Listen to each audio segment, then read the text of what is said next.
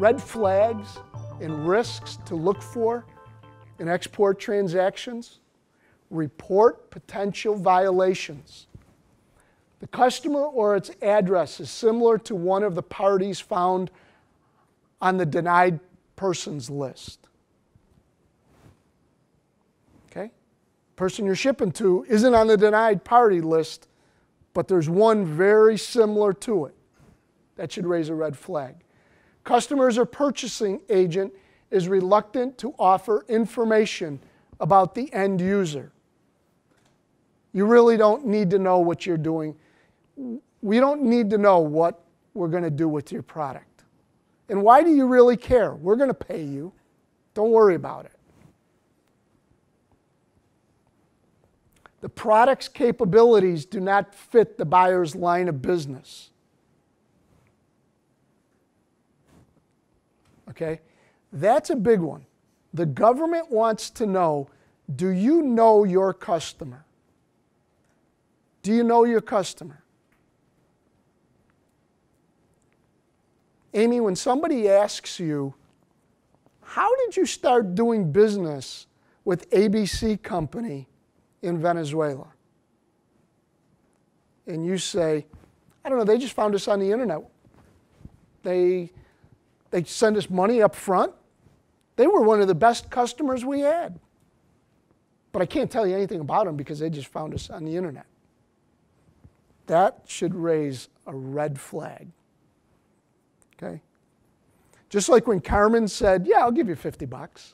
That raised a red flag right away. It was like, wow, I got to get to know this guy better. Okay? The same thing. If customers are that eager to do business with you and send you money and not take the precautions and you really don't know who they are, that should raise a red flag. All right? Customer is willing to pay the terms of sale without normally call for financing. I can pay you cash. Customer has little or no background information. These are all red flags that the government is going to look for. Okay?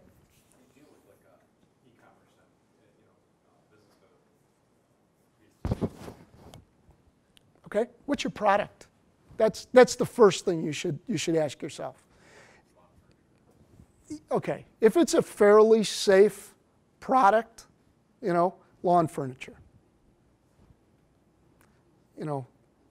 You've looked at all the restrictions, you've looked at all the lists, it really doesn't fit. You've gotten some advice on it, it's a pretty safe product. Now you've got a lot more latitude, okay? But when you're telling me that you're selling, electronic robotics, and you're selling it on the internet, that probably doesn't fly, okay? So your level of cautiousness has to go with your product. Okay? I'm sure selling lawn furniture internationally is not looked at the same way as selling aircraft parts, secured aircraft parts. Okay? If the government looked at you and you're selling at e-commerce, or they're looking at Mike and saying you're selling your product e-commerce, they're looking at it in two different ways. Okay? Any other questions on that?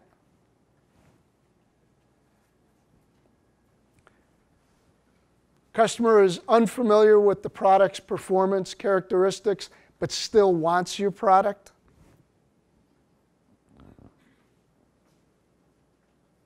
Routine installation, training, or maintenance services are declined by the customer. Delivery dates are vague. Deliveries are planned for out-of-the-way destinations. Here's a real good one. The freight forwarder's firm is listed as a product's final destination. I could tell you right now, as as a freight forwarder, as one of my businesses, I will never be an importer of record. I won't. For any of my customers. And I don't care how friendly they are. Carl could call me up today, tomorrow, and say, I got this product coming in. Mike, I'll give you all my business. I just need you to be my importer of record. Just do it for me once, okay? I'm not doing it. I can't. Okay? So any reputable freight forwarder will not do that. So if you're exporting your product and the freight forwarder is the importer of record of